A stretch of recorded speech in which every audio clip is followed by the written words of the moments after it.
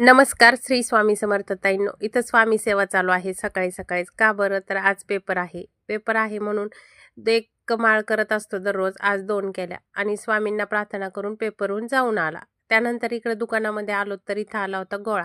आता आई मला खायचंय म्हणलं, चल बाबा खायचंय तर लेकरांची इच्छा आहे आईच पूर्ण करते, मग दिला.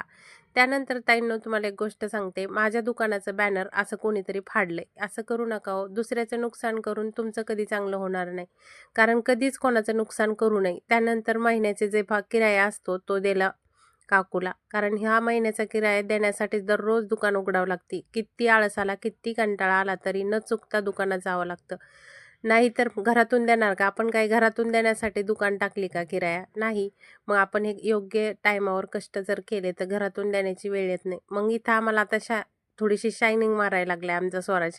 कारण त्याला यायला लागली आता सायकल हाणता. बघा मग माझ्या गाडीच्या पुढं किती फास्ट पळतोय.